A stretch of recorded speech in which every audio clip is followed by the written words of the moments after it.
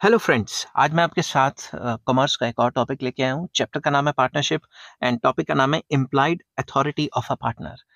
एक पार्टनर की implied authority क्या होती है वो डिस्कस करेंगे। डिस्कस करने से पहले बता दूं कि इस चैप्टर के सारे लिंक्स आपको डिस्क्रिप्शन में मिल जाएंगे। चलिए शुरू करते हैं।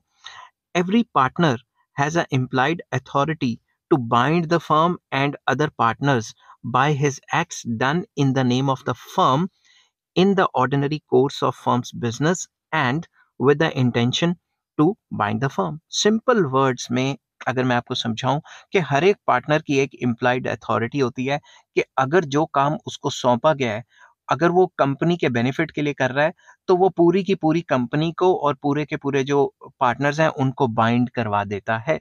फॉर एग्जाम्पल, चार पार्टनर्स हैं, चारों के बीच में काम डिस्ट्रीब्यूट हुआ, मैं भी एक पार्टनर हूं उनमें में से। तो मेरे को जो काम सौंपा गया, अगर मैं फुल ईमानदारी से और गुड फेथ में करता हूं, तो उससे जो भी कोई प्रॉफिट होता है या लॉस होता है, वो कंपनी को प्रॉफिट भी होगा। अगर लॉस होता है तो कंपनी भी उस लॉस को झेलेगी, बाकी पार्टनर्स भी उस लॉस को झेलेंगे। मतलब जो भी एक पार्टनर के जो कामकाज होते हैं, वो जो अथॉरिटी होती है उसको मिली हुई, अगर वो अच्छी ईमानदारी से काम कर रहा है और कोई बेईमानी नहीं कर रहा, तो बाकी पार्टनर्स को भी बाउंड होना पड़ता है उन एक्ट से। समझ के बाद उन कामकाज से बाउंड होना पड़ता है। A partner has employed authority to do the following acts on the behalf of the firm. Number one, to buy, sell and pledge goods on the behalf of the firm.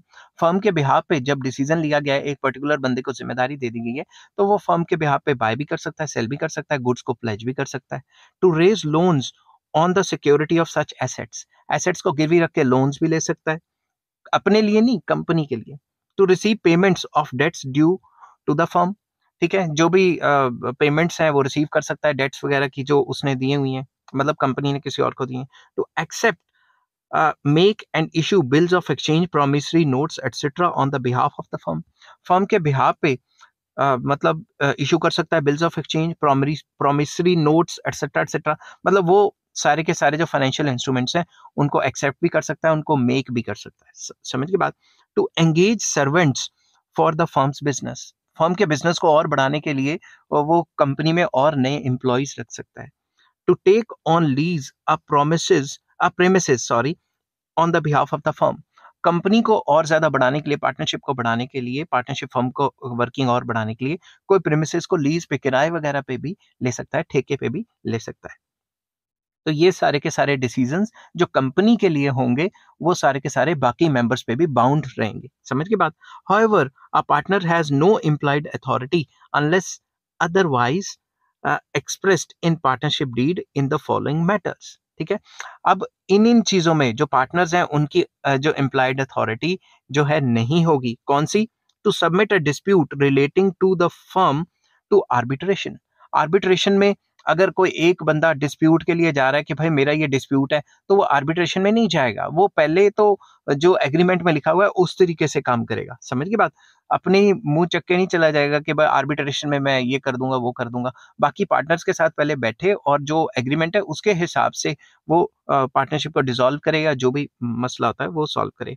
To compromise any claim और अ portion of claim made by the firm, कोई भी firm है उसका claim है कि भाई partner ने इतना नुकसान करा दिया, उसको इतनी हिस्सेदारी देनी है वगैरह वगैरह, उसके लिए वो कुछ नहीं कर सकता। समझ के बाद, जो एग्रीमेंट में लिखा हुआ है उसी के तरीके से काम होगा, वो अपनी मर्जी से कोई काम नहीं कर पाएगा।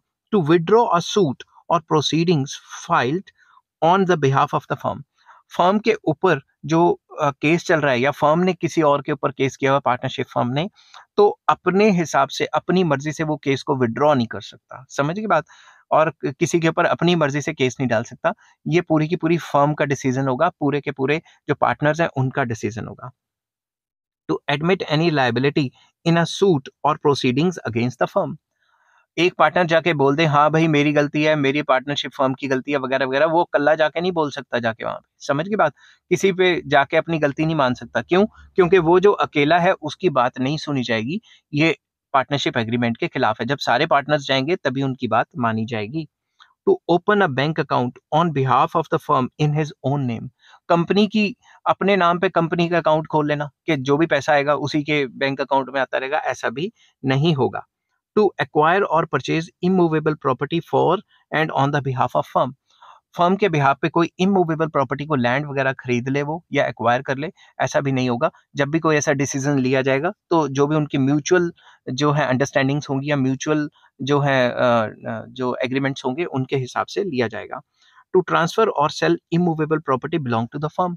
तो कोई भी एक बंदा मतलब जो इमूवेबल प्रॉपर्टी है, जमीन वगैरह कंपनी की, पार्टनरशिप फर्म की, वो अपने बिहाफ पे नहीं बेच सकता। समझ की बात? तो वो एक्ट उतनी आजादी उसको नहीं दी जाएगी। To enter into partnership with others on the behalf of the firm, के फर्म के बिहाफ पे वो अकेला पार्टनरशिप करने किसी और के साथ चला जाए, ऐसा भी नहीं होगा। समझ की बात? तो ये सारी चीजें थी जिसमें उसका इम्प्लाइड बिहेवियर नहीं माना जा सकता। तो मैंने आपको दोनों के दोनों बता दिए कि एक पार्टनर को क्या-क्या काम करने की इम्प्लाइड अथॉरिटी है और क्या-क्या काम करने की इम्प्लाइड अथॉरिटी नहीं है। आई होप ये वीडियो आपको पसंद आई होगी। अगर पसंद आती है तो please like, share and subscribe. Next topic मैं लेके आऊंगा डिसोल्यूशन ऑफ पार्टनरशिप फर्म्स, कि पार्टनरशिप फर्म को कैसे डिसॉल्व किया जाता है। Till then take care, bye bye.